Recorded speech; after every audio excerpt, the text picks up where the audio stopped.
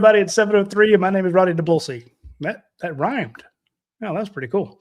I'm with Jed May, who rhymes with hay, I guess. There's a lot you can do with Jed. But Jed is our managing editor when it comes to recruiting content, as well as one of our team writers. So if you've got questions you want to ask about the team, you want to ask about recruiting, just pop them into the comment section and we will get to them. This show runs best when we're answering your questions, but I get to go first and I get to pepper Jed with some questions. And it's been a while since we had the show. We were going to do it last Monday, but there was a national championship game on. So none of you would have watched. And I know I couldn't peel Jed away from that game. And everybody was watching. Everybody was hate watching Carson Beck. I get it. Let's call it what it is. And the Indiana Cinderella story. Well, we can call it a Cinderella story. If you saw how good they were last year and how good they're going to be next year, I guess it's not fair to call them a Cinderella team. But Indiana's your national championship. The 2025 season is over. We move on to 2026. And since we missed a week, Jed, I think we need to finish up on a couple additions or misses in the transfer portal. I'll need to hear your thoughts on Mr. Beaver, the the quarterback that Georgia added right as the portal was ending. He came in to visit. I didn't know anything about this kid other than, hey, he's going to Oregon. And then all of a sudden you told me, hey, he's gone to the portal. He's out of his national letter of intent. Then you tell me he's visiting Georgia. Then you're like, get a graphic ready because I've got a story ready about him committing. So what is Georgia getting in Bryson Beaver, and what can the Georgia fans expect?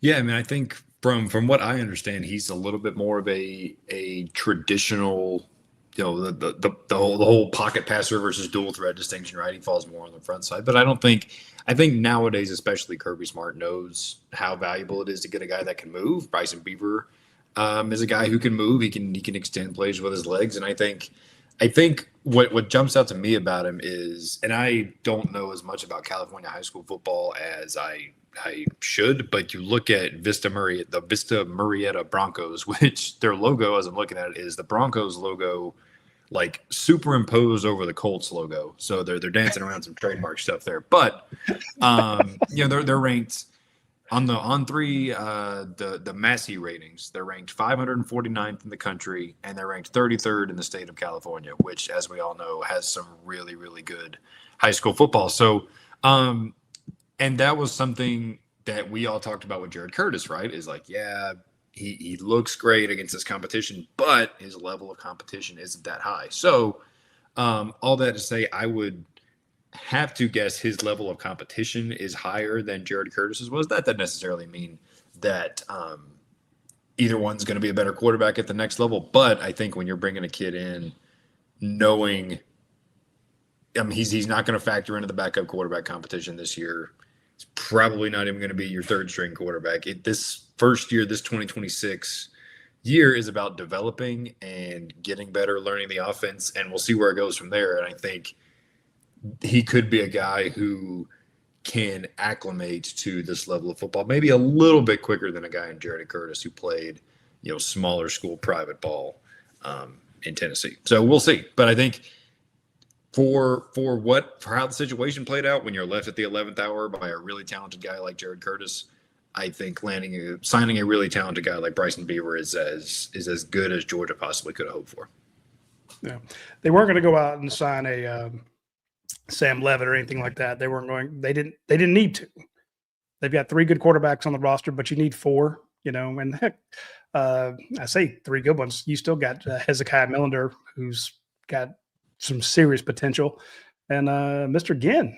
I mean, that's a good quarterback. People forget because, he's not listed as kind of the scholarship guys. I make that mistake all the time, not including him as one of the scholarship quarterbacks, but if that kid had to go in and play quarterback for Georgia right now, he absolutely would go in and do it. So the fact you could do a lot worse for your 4th string quarterback, to put it that way. Like, there are a lot of schools are probably a lot worse off when you get that far down the depth chart, especially in this day and age. So I mean, I'll be the first to say, like, I thought this was Kirby Smart's 4 scholarship quarterbacks thing in this day and age was a little bit of a pipe dream. But now you look at it and he's got, if Coulter Ginn's actually on scholarship, you got 5 guys on scholarship right now. So Credit to Kirby Smart for building a deep and talented room. It's hard to keep those guys long term. It's hard to keep it at 5 long term, but we'll see. And I think this puts you in a spot where if you don't get a guy in 2027, it might not be the end of the world. Obviously, depending on how the room shakes out after that. But again, credit to. But you might. But you might, yeah. You never know. So, like, credit to the staff for pivoting and getting a talented. I mean, he's a high 4-star guy. He's in the top 300. For pivoting from Jared Curtis after that situation where he signed with Vanderbilt and getting a really talented guy. Well, the reason I say you might is you've got one of the best kids committed, best underclassmen in the nation, in Jaden Wade. 2028, right? Yep. But there's potential he could reclassify to 2027. For sure. Yeah. And, it's his kind of camp has kind of maintained that that's not going to happen. I mean, I guess you never really know. And that's the way these things go down. Like, they can happen so fast with a lot of these kids. Like, I've always wondered how you go from you just snap your fingers and you're graduating high school a year earlier than you were. But that decision can happen a lot farther down the line. But everything that has come out so far has been there. He's going to stay in the 2028 class. But I think if you're Georgia, that probably helps in your case to eventually sign him, right? Is to have some separation with Bryson Beaver or Jared Curtis at the time when Wade committed. So we'll see. But that's the indication so far, is that he'll stay in 2028. But there's a long way to go till that signing day and till the signing day for the 2027 class too. We talk about the quarterback room that they've developed. We had a good we're doing it now. We're going through and talking to a lot of the Georgia coaches and talking about the players in their room. There's a great front page story about Isaiah Gibson, which is a guy I thought Georgia might lose. He only played in 3 games. He's a 5-star, one of the top edge defenders in the nation coming out of high school last year. You come to Georgia as a 5-star, you only get in 3 games. I'm thinking you were showing them your tail lights. You're like, screw this. You aren't playing me. I'm out of here. And that's I knew nothing about Isaiah Gibson personality wise. You guys interviewed him. I think I spoke to him one time at a camp. So I would not. I'm just saying that is the type of guy. If I'm Clemson, I'm Texas, I'm Florida, I'm Tennessee, I'm going to that kid saying, you want to play ball? Come over here. We got you. Georgia held on to him. The same day, we have a story about Daniel Calhoun, an offensive lineman who was supposed to be the next big thing at Georgia. He gets injured in spring camp. All of a sudden, we're not talking about Daniel Calhoun anymore. We're talking about Juan Gaston. We're talking about Joncho Glover. He gets in. He has some good patches and some bad patches. I'm thinking that's another guy you could lose, just like you lost Jamal Merriweather to Miami. But you held on to him. Georgia held on to a ridiculous number of guys that I thought were going into the portal. And there's a couple other guys that I was told, hey, we are worried about this guy. They're still on the roster. And I know people did not get excited about a lot of Georgia's portal additions. I mean, I took so much grief. Damn, I took so much grief. The minute Caden Lee went to the portal, I'm like, hey, Georgia's not going after him. I've got this from on high. Georgia's not going to do it. Like, oh, of course we won't spend enough money. I'm like, it's not the money. It's your room is full. We're talking about 5 quarterbacks at Georgia. I think they've got 12 to 15 wide receivers. You just can't. Eventually, you hit that 105 limit. We need to get an offensive lineman. Well, you only lost 1. You added another one. It's not like you lost a bunch of them. We need to add defensive linemen. Well, how many did you lose? Remember, you signed a bunch too. So it comes down to numbers. But I thought the Georgia did one hell of a job retaining the guy. You could have lost Chauncey Bowens and Nate Frazier. You got them both. You still got Peanut. You still got Dwight Phillips. Hell, you added Dante Dowdell out of Kentucky, a guy who had 600 yards in Nebraska, 500 at Kentucky last year. I'm thinking that this roster, people are not going to be – you're not going to have that afterglow of the portal because you didn't sign any crazy names. But I'm like, man, Georgia got better through the portal by what they kept and what they added. That's just my 2 cents.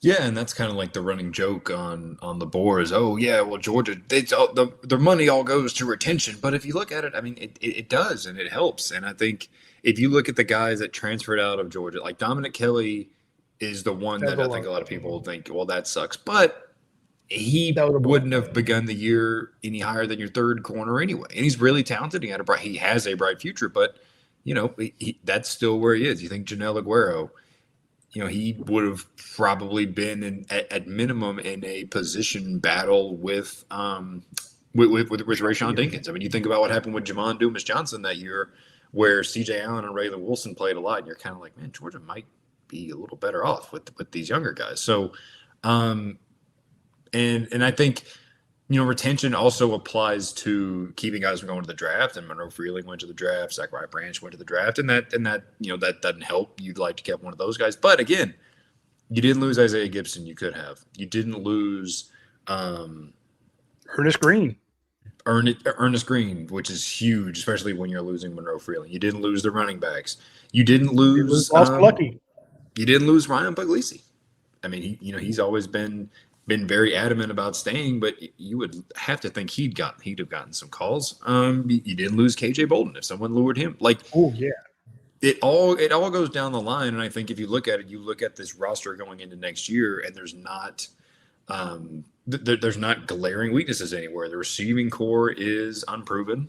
Sure, like we'll give you that. And I think they still need to figure out the pass rush, but the pass rush is less of a question when you're able to keep an Isaiah Gibson. You're able to keep these young freshmen you signed this past year, and have them stay in your program for another year, along with Gabe Harris and Quintavious Johnson, versus where we were at this time last year. And you're like, okay, George lost Damon Wilson, they lost Chaz Chambliss.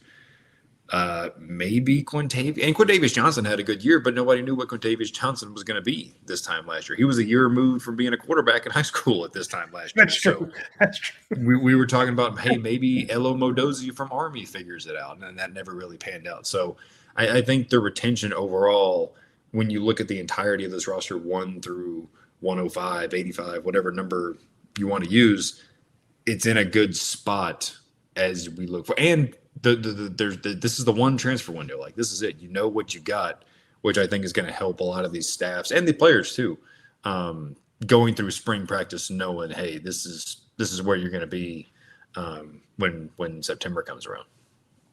Yeah, Alonzo Green says this roster looks real nice. More experience will show for sure.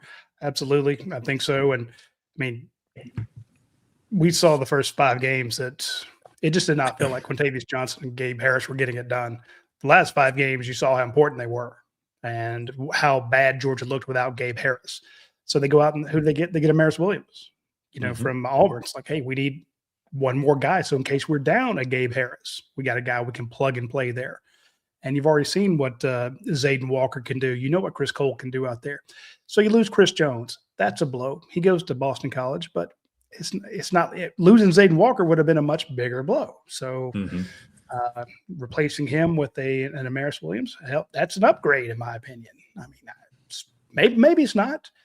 You needed guys in the safety room. You missed on 3 safeties last year.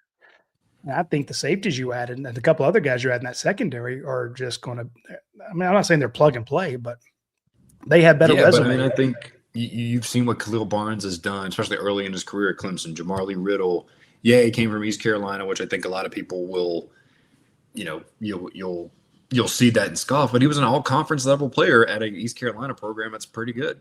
Gentry Williams has been a really good player for Oklahoma. Real quick, 133 tackles and 6 interceptions in 2 years. Yeah, I mean, that's really good.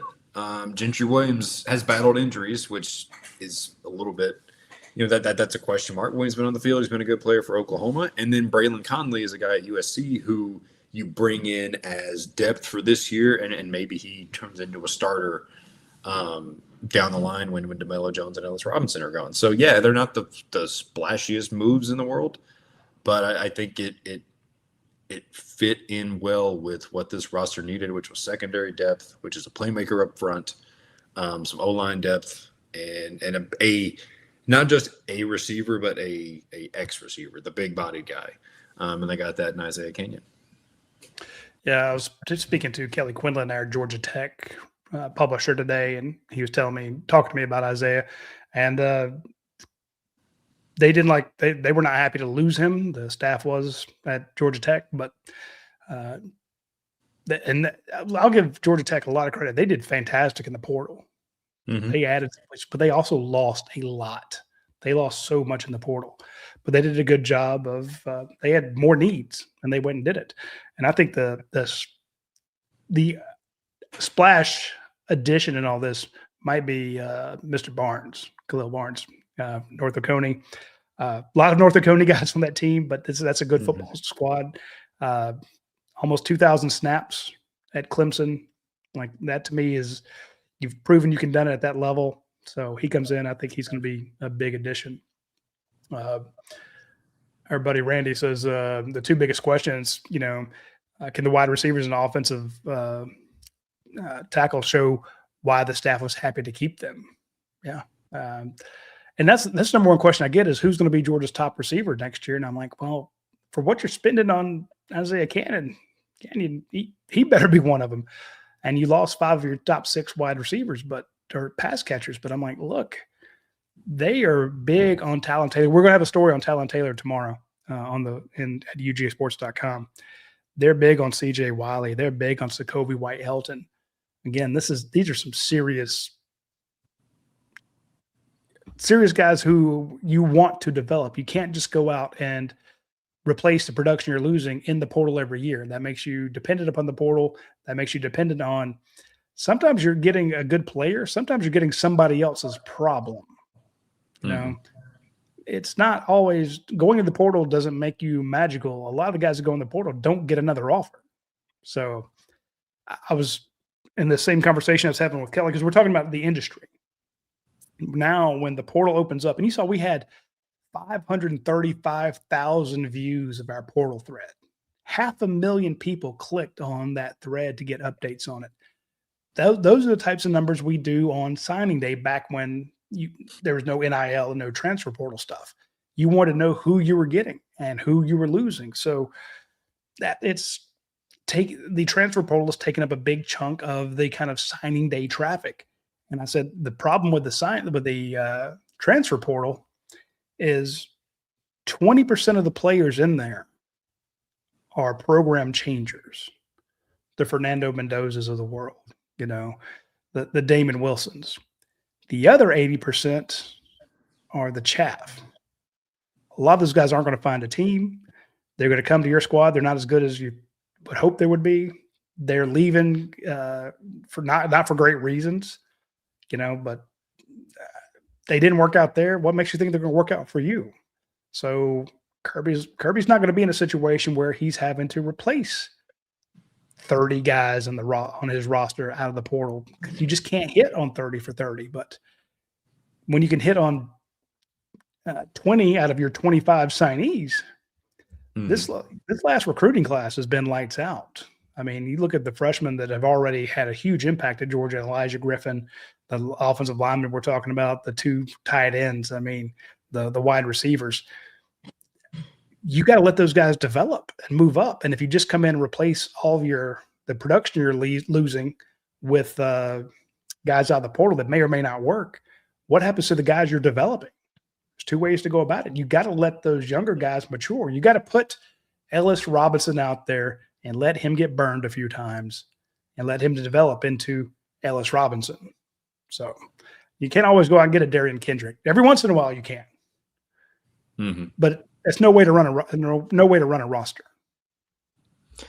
Yeah, and like you said, if you become dependent on the portal and then you fall into you look at what Florida State has been the past couple of years, where if you have a cycle where you miss on a bunch of your portal guys, and then you have another cycle where you miss on a bunch of your portal guys, and then all of a sudden you've got a coach who's way on the hot seat and fans who aren't happy, and you're a less attractive option for high school recruits and whatever. So yeah, I think that's a dangerous. And even Texas Tech, like they've been very aggressive. Giving guys money in the portal and all this stuff. And like, yeah, it worked out great this year. And maybe it'll work out great next year, but also maybe they could take a step back. And then you've got the people who are pumping all this money into the program being like, well, That was a waste. 11-1 and made the playoff. Why are we taking a step backwards when we're putting more money in the program? So it's a dangerous way to I mean, that you see the same thing with Kiffin. I mean, that's what he's been at Ole Miss, and then at least starting off at LSU, he's a very portal heavy guy, and it is what it is. And I think it's a dangerous way to live. Sometimes it works out, but it's hey 20%. It's not necessarily stable. Change your trajectory. Yeah. 1 out of 5 absolutely can change the way you go. Hey, if Georgia hits on Khalil Barnes, they added 4 guys in secondary. If he hits, dude, you got a second safety out there to go in with KJ Bolden. Georgia's better. If you hit on Isaiah Canyon, that's huge. You know, if Amaris Williams still only rotational, well, that's going to suck. But if either one of those guys hits, now either you're better at your X receiver, like you said, or you're better at your pass rush. So I'm with you there. John Green says, we're going to be good. Some people just like to be negative to get hits on their pages. Yeah. He says, think about the time of 83 to 2002. He was there at those games. John Green is a long-suffering Dog fan, but and I'll tell you, the folks like myself who've been doing it, going to games since it started 1990 as a student. And there's some thin times out there, baby. So, like I said, this is the golden age. Enjoy it. Alonzo Green says Dante Dowdell has sneaky speed and good power and upgrade over McCray. I agree. I'm with you 100% there. I like this one from W. Hawkins, 8636. I think Sokovia will be fine. You covered Sokovia White a lot. You it seems like you were always at either his game or a Nitro Tuggle game. Can he be the development that George is looking for? I mean, is it him, London Humphreys, and Isaiah Canyon? Can somebody get up that 811 yards that Zach Branch put out there?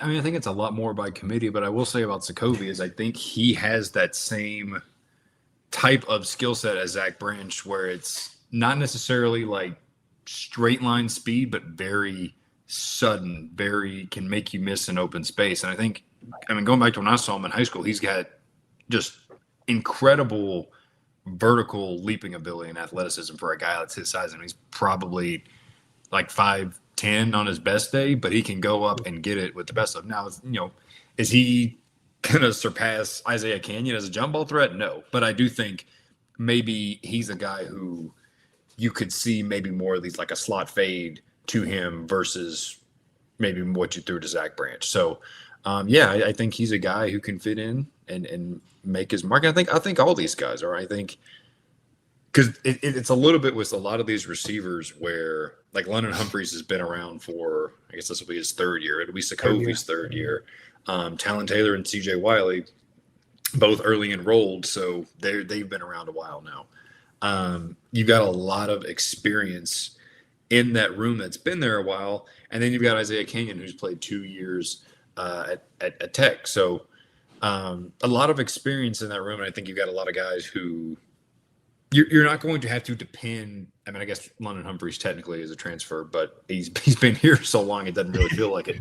You're not going to have to depend more so than you were there. Guys who are in their 1st year in the program, as you did this past year, where it was. I mean, Colby Young was in his 2nd year, but Noah Thomas and Zach Branch, and you got a lot of experience coming back this year. Yeah, I'm with you. I think a lot of people are going to be blown away by Talon Taylor. I think that's the one that's going to, by week 3, people be like, "Oh, hey, this is the kid." I was doing a live yesterday on TikTok. I was so frustrated with the Georgia basketball game, the kind of the meltdown there, and something else. But I got a lot of questions about Keemon Spell. And Parts Unknown, who's a good commenter on our shows, says, did I miss a discussion about Kimon Spell. A lot going on with him. Big junior day coming up this weekend. Talk to me about Mr. Spell. Yeah, 5-star running back from Pennsylvania, which has worked out for Georgia in the past. And I think the thing that is confusing for a lot of people is he was at this, I guess it was a 7-on-7 event a couple weeks ago, and he tells maybe Chad or, he has quotes out there like, yeah, Georgia's in the top spot in my recruitment right now. And then the following week, it comes out there's momentum for him. He's a former Penn State commit, that there's momentum for Penn State to get him back. I believe it was Steve Wilfong put a prediction in for Penn State to get him. He was at Penn State last weekend. So I think a lot of people are like, is he saying both? It's like, what's the deal? So I think it's good news for Georgia that you're getting him back on campus. I think he obviously hasn't committed to Penn State again. So get him back on campus and see where it goes. But I think he's a guy who you wonder what the price tag will get to, number one. And number two, you wonder, because he's a Pennsylvania guy, he was once committed to Penn State, and I think you could be going against a Penn State staff who, I mean, he's obviously a really good player, but you need a PR win as much as anything. Like, you need to get a top Pennsylvania kid back in the class. So would they be willing to go to a financial point that you're not? Good point. Maybe not. Maybe not. I don't know. But I think that, I don't know. Georgia has clearly, he offered in the fall. He was visited for the Charlotte game or the Texas. I can't remember which one. But Georgia's very quickly become a serious factor here. And it seems like it's Georgia and Penn State. Can Georgia do enough to get him to play far from home and all this? So this is a big visit coming up. I mean, I think, let me pull the list up. This is probably the biggest visit of the weekend, just because Georgia needs to crush the running back thing in this class. I mean, I think that's pretty clear because you've taken one guy in the past two classes, and after this year, you could lose Nate Frazier and Chauncey Bowens to the draft. Dante Dowdell will be gone. So this is very much a class I think could shape up to be 3 running backs. You got one in Noah Parker from Montezuma, and I think Kimon Spell is at the top of the list, and a guy that you could be in a position to pony up to get. But how high is Penn State going to take the bidding? That's the question. Well, Parts Unknown says, he's another Jared Curtis, which is, I think, Vandy needed that. They needed a quarterback. Did you see Diego Pavia measured in 5'9" and 7'8"? Mm-hmm. Knew he wasn't 5'11". I knew it. I'm like, dude, he's 5'10" on a good day. He's not even that. Mm-hmm. But he's a badass, and I won't say a bad word against him. But I think Parts Unknown, and thank you for the super chat, Parts. That might be a situation where I think, Jed, you make a good point that new staff, James Franklin made them look bad. He leaves. He gets a bunch of his guys to go with him to Virginia Tech. They are one of the first to fire their coach. They're one of the last to hire a coach. They need some PR wins there. I said this the other night.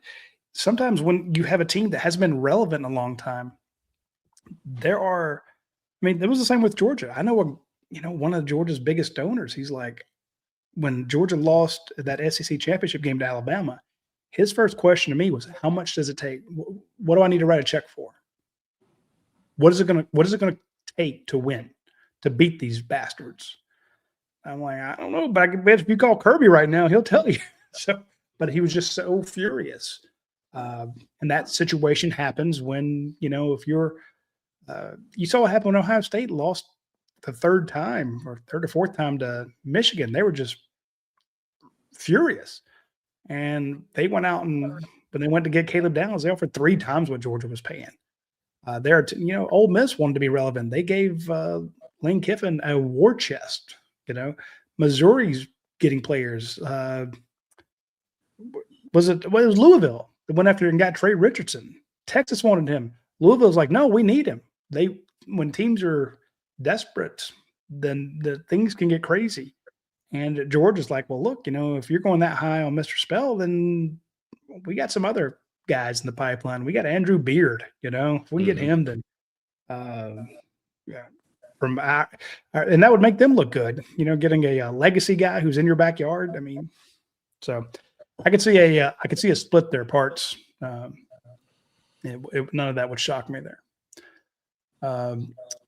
This is kind of a tough question, but does we do have anyone that compares to Zach Branch? I don't think so. No, I mean, again, I think Sokovi his skill set is similar. And again, in the terms, it's not necessarily the straight line speed that gets you. It's the making you miss. It's the open field. It's all that stuff. And maybe Sokovi gets to that level in the fall for all I know. But I think from what the Zach Branch experience when we were watching him this year was what was 1 of 1, I think, because it's so many of these times where Georgia's best play this year was the screen because you get it to Zach Branch and let him make guys look stupid in space. So I think Sokovi the traits. It worked for Seattle last night. Yeah, so I think Sokovi, that's the same idea. I just don't know that it's quite to that level yet. But maybe he takes big strides and gets pretty close to that. And that's, I think, when you look at Georgia's offense, how do they replace we're going to throw it sideways to Zach Branch and let him do it? You'll throw some of those to Sokovi White. You throw some. Does Talon Taylor get some of those? Do you turn it more into we're going to throw it to Isaiah Canyon and let him bull over people? We saw a little bit of that with Colby Young earlier in the year. So we'll see. I don't know. It's interesting. I don't think there's anybody on this roster now where you're like, yeah, it's a plug and play replacement for Zach Branch. I don't think. No, we're going to go back to seeing them throw into 9 different guys. Mm-hmm. Parts unknown asked, can this Canyon dude block, or is he like Noah Thomas? Well, if he can't block, he won't play. I mean, I think with as much, I don't think he would have played for Tech if he couldn't block as much running as they did. So, and I think Brent Key's a guy who, being a former offensive lineman, he wouldn't play if he couldn't block on the outside either. So, but yeah, I would. He's got the body. He's got the size for it. Think about it. Who's going to be out there blocking? Cornerbacks and safeties. He's going to be bigger than most of the guys he faces. So he can come in and be a bully. We'll take it. Like this part to known. Ohio State, Texas, Miami, Florida, Michigan, Lane. They all want that microwave natty. Kirby's the only head coach that's cooking. Developing guys. I love that term, microwave natty. That's a good one. I like that. I like it. And he says, let's move on from Zach and embrace all the wide receivers. We're stuck on 2021, 22. Yeah. But it's a different world than back then. And it feels weird because it seems like it was just a couple years ago. And technically, I guess it is, 2023 to 2026. You played that last championship game and technically in 2023. But it is, in your mind, is not that long ago, but in reality, it's a different era. For modern college football, it is, especially, with how quick rosters turn over and things change and all that stuff. Yeah, for sure. Well, like SRP Valkyrie, do you know who that is? I do not. That is Steve Patterson. Is it?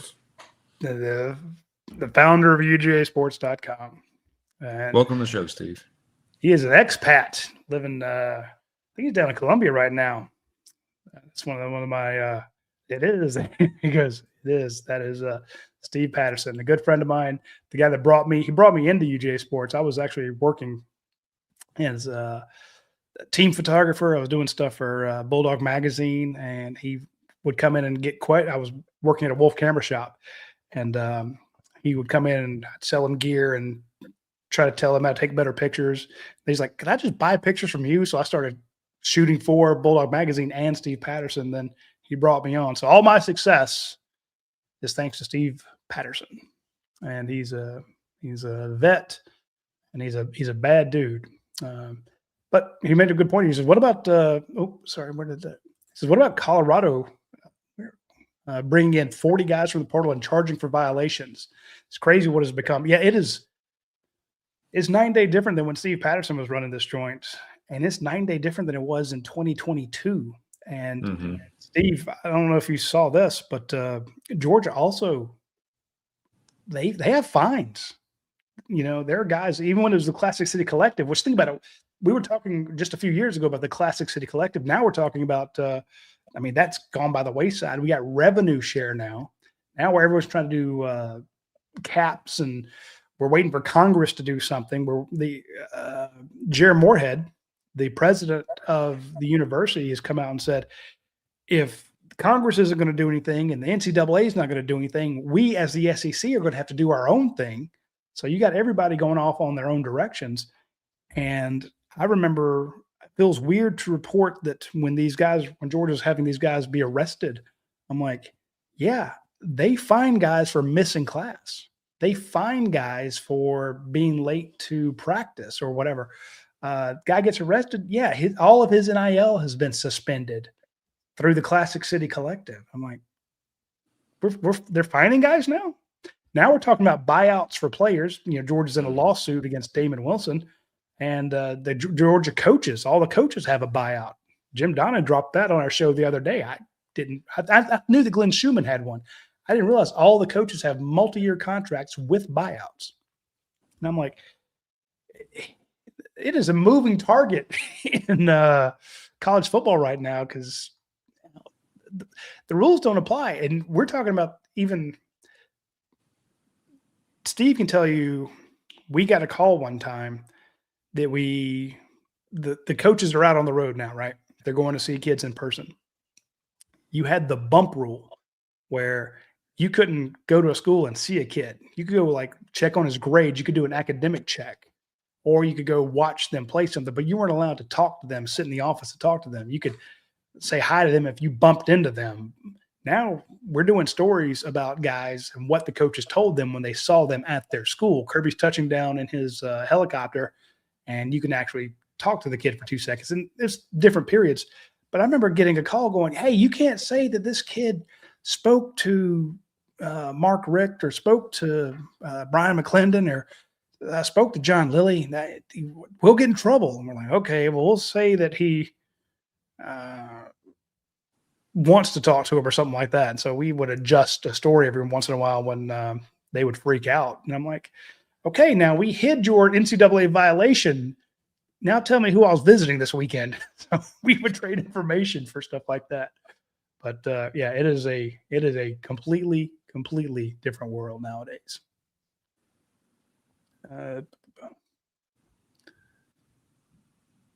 Martineau says it's a different era of college football. In 5 years, Kirby won't have hair because of all the tampering. Jed, please tell me you watched the Dabo Swinney Scorched Earth Fest. It was awesome. I mean, I gained a lot of respect for, not that I didn't respect him, but to just air it out like that was very, I was like, good for him. I would drive me nuts if I was a coach. A lot of stuff would drive me nuts if I was a coach, but you get a kid, and not just you get a commitment from a kid, you sign him. He's in classes, he's on campus, and then you lose him. It would drive me nuts, because like you said, there's no rules to any of this. And what rules there aren't enforced. So it's like you see, I used to think it was kind of a stupid way to put it, but it's like NFL free agency every year, except every kid's a free agent and there's no rules. And I think at some point there's going to have to be no cap, a case or a lawsuit or whatever, where like things have gone so far in the direction of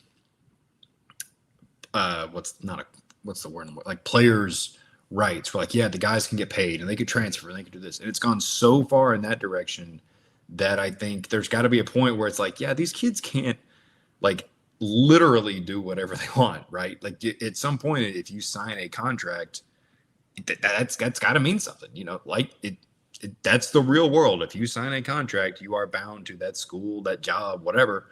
And if you don't like it, then don't sign the contract. Like, that's the thing that's frustrating. And as someone who's trying to cover it, where it's like, what's even and you see more and more people on the board or whatever, where it's like, yeah, I'm just going to tune in and, at the start of fall camp and see who's on the roster. And I think that's where we're going. Because even when you get a kid signed, it doesn't matter. Even some of the freshmen that sign and then they get out of things. It's like, what's the point of signing day if you can just get out of it? Like that's the whole point of signing day. Dude, Is that it's official that now. was the whole Caleb Downs thing. He was signed. He was enrolled. You called me and said, hey, I'm told, we've got a 5-minute heads up from the academic side because of his classes. The kid was enrolled in classes. They're like, well, he's not coming. And we're like, wait a minute, what? I went out there and guaranteed because I'd never, ever seen a kid who was enrolled in classes and who had signed his contract with Georgia be able to say, nope, F you, I'm gone. Damon Wilson was signed. Then all of a sudden we're like, hey, he's leaving. We're like, no, wait. I know he has signed a new deal with Georgia. Nope, he's going to Missouri. I'm like, that you can't do that. Sure enough, he sure did. So you're right. Now you got a kid who's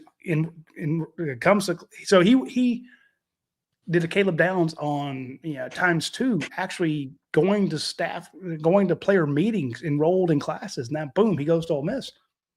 And now you got Alabama taking a kid out of the G League. I'm like, okay, God, if you can do that. Like, that's so stupid, dude. Because, like, it's so, like, what are we doing when a kid, he's played, like, you make that's another thing. Like, you make this decision as an athlete. Okay, I'm going to forego my eligibility. Forego means you give it up. It's gone. Yeah. That's what forego means, to go play in the NBA. And yeah, you're stuck in the G League because you might not be as good, or the team you got is full at center or whatever. Well, like, that's life. Like, you don't get to like it. And if I was a high school recruit or even a transfer guy, I'd be like, well, what chance have I got if this is a new pool of players? Like people make the jokes about, like I've seen it. They're talked about baseball, where like, what's to stop a guy who has, he leaves college a year early and he kicks around the minors for a couple years from coming back to school? How is that different than the G League? Well, hey, what about guys who don't get drafted? They leave a year early, because we see this every year. You and I go to the combine. There are a lot of guys who leave after their junior year thinking that they're going to get drafted. Mm-hmm. Not all of them make it to the NFL combine. Usually the guys that are the underclassmen that are invited to the combine, or the non-graduates, they usually are the ones drafted. But there's hundreds others who are not drafted. But as you say, they have foregone the rest of their eligibility. They said, okay, we're done. So now all of a sudden they're playing for the Canadian Football League. They're playing for the XFL or USFL or whatever. They're playing that Italian league, Parma. What's to say a guy who's played in the XFL, the USFL, the Canadian Football League, like, okay, well, I can still go back and get my degree. I played here 2 years. I'm 2 years older, 2 years stronger. We got 27-year-old guys out there playing. Why can't I go play? So, and it's the same thing with all the waivers for. I mean, I feel like such an old, just like get off my lawn guy, but that's where we're at now. That's what this has done to me. Like, all the waivers to stay in college forever. I'd love to I'd love to still be in college. You would still love to be in college, but like, that's not how the world. At some point, I drink like I am. But at some point, this stuff runs out, and you move on with your life. And so, like, I don't know. I think there's got to be some point, and I see a lot of people, and I'm not smart enough to know how it would work, but like, I see a lot of people say collective bargaining and a union and that kind of stuff would solve a lot of this. And maybe it would, I don't know, but whether it's that, whether it's congressional stuff, whatever, like, I think we're rapidly approaching a breaking point, or not breaking point necessarily, but a tipping point of this has got to get under control, because this is just not a sustainable, like, you use whatever cliche you want, where it's the Wild West or whatever, but like, that's what it is. Because if you can bring a guy from the G League back if you can sign with the school and be in class and then transfer the next day, that's pretty much where we're at. Is it's the Wild Dude, West. if you can, here's the thing that I'm thinking about. If you can go spend 2 years at a JUCO and those not count, because it's like, hey, I want to play NCAA ball, I want to play Division I or whatever. You can go develop for 2-3 years at a junior college and come and start your 4-year, your 4 seasons or your your clock. I'm like, you're going to have guys that are 27 years old who have played for 6 years, 6-year seniors. And I'm like, this is, you're right. Where do the high school kids go? I had a guy reach out to me. He's like, hey, my nephew just got his first offer, very small school. And I used to crow for guys like that. I'm like, look, the first offer is the hardest one to get, no matter who it is. Because once you've got that first offer, more come. Because nobody wants to be the one to offer first, but everybody doesn't want to be the person who overlooked the guy. So the next school he goes to, you say, look, I got my first offer from Elon, Presbyterian, whoever it is. All of a sudden, somebody else will pick, now South Carolina State's offered you, West Georgia's offered you. Now you got those 4 offers. Now all of a sudden, Troy's offered you. Now all of a sudden, Middle Tennessee's offered you. Now all of a sudden, South Carolina offers you. Hey, there you go. Boom, get that first SEC offer, you got that Virginia offer, and you blow up. I can't say it works like that anymore. Yeah, I mean, it still does, but not as many. Not as many. So anyway, but the crazy thing is college football has never been more exciting.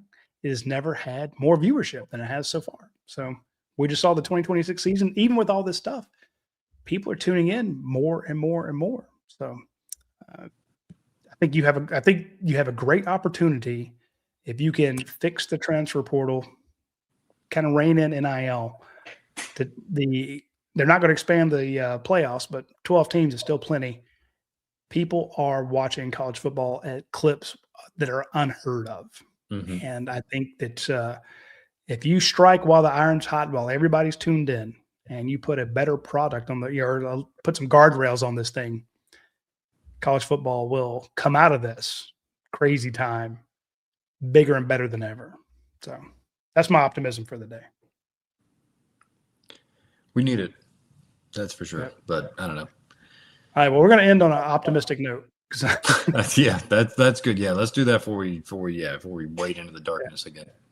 My fever's kicking back in again. I feel like I'm at 1,000 degrees right now. Whew. All right, folks. That's all for this week's episode of Rumors versus Fact. Tune in next week when we'll have Jed back on here. We might even bring on a special guest. So I think we need to bring Trent Sass back on here. Make him do some work. Dude just hangs out doing nothing all day. Probably watching. I'm watching my kids play sports. Can't have any of that. All right, folks. We'll see you later. Y'all take care.